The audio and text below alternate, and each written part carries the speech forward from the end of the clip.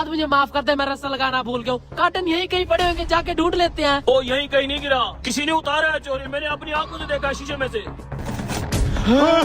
हाँ भाई ये तो आईफोन है भाई, ये तो करोड़ों का माल है। अबे असली है यार, इसमें से एक एक आईफोन हम भी चलाएंगे। अबे चलाएंगे ना, एक तू रख लेना, एक मैं रख लूंगा, बाकी के बेच के माल कमाएंगे माल। वो चोर लगता है दादा, तू नहीं गए होंगे, जाके उन्हें पकड़ते हैं। चलो मैं भी आता। तू यहीं पे रुक, तू इन कार्टनों का ख्याल कर, नहीं तो कोई और आके चोरी कर लेगा। मैं जा रहा हूँ। ओए, अरे ट्रक वाला तो यहीं आ रहा है, छुप जाओ। मैं तो कहता हूँ पीछे से निकल लेते हैं। पीछे वो दूसरा ट्रक वाला भी तो खड़ा है। कहाँ गए होंगे कमीने, लाखों रुपए का माल है, मैं कहाँ से पूरा करूँगा इतना बड़ा नुकसान। अबे यही हो रहा है।